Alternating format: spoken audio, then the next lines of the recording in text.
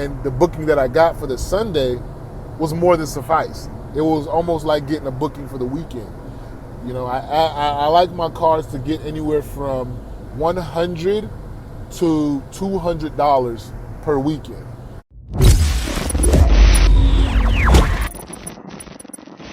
Welcome back, YouTube, to my channel, Believe in Yourself, and for another round of these TURO tips, man. So all I want you guys to do is subscribe. Get me to the 1,000 subscribers so we can start to do some live streams. When we get to 1,000, we're gonna do live streams. I'm gonna answer all of your questions, bring you up on the panel, and let's talk about how we can grow our YouTube business, our TURO businesses. Once again, like, comment, let me know what you want to see.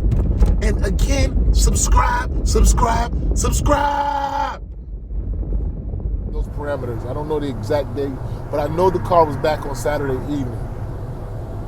So what I did was, I said, dang, it's an odd time. So I'm gonna lower the rate in between from Sunday to Friday so I can pick up a couple of extra rentals in there. And I also gave you guys the tip of, lowering your trip range. So the shortest trip that I would allow is any, meaning they can rent it for a couple of hours. The longest trip I allow as well is any, so they can rent it for a month. So that is not gonna restrict my parameters for anybody trying to rent. So it opens it up for people that wanna do one-day rentals or things of that nature. And what I also have is airport delivery fees. I kind of got sidetracked, and I was going to tell you guys about that.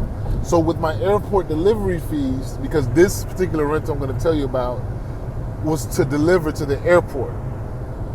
So for me, the location where I am in, with the metropolitan area and the holidays and things like that, I charge $120 for airport fee. Because my daily rate is so low, just so that I can make a profit by taking it to the airport. I set my daily rate Caution. like that. I-95 narrow lanes. Sorry, I'm driving right now. You got Siri talking.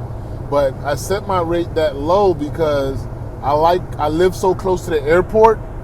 I just feel it's more beneficial for me to have that lower rate so that when people are coming from the airport and they're looking in the area, I would show up higher inside of their searches because my daily rate is so low. That was my strategy there. So my profit margin, it's not a lot of room there.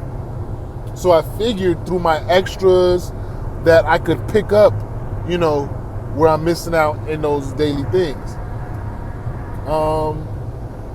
So when I do airport deliveries, every airport I deliver to is $120. Even the airport that is literally 3 miles away from me is still a $120 airport fee. Why? Because I take care of the parking through my Sun Pass. I have to take my time to get there, and I have to take my time to get back and pay for the parking on the way back as well. So I lowered the rate.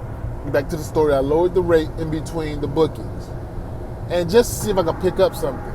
So I normally have it at $32 a day, and I went to go and look, and TURO suggested $25. That was just a little bit too low for me.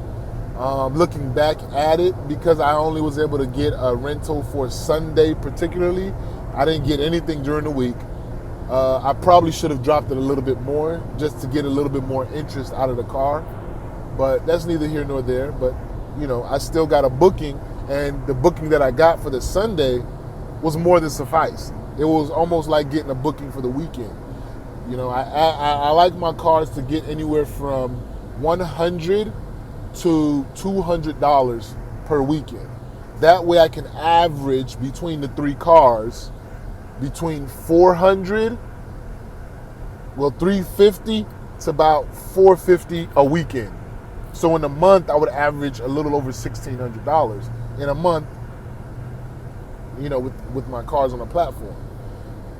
So I got a booking that came.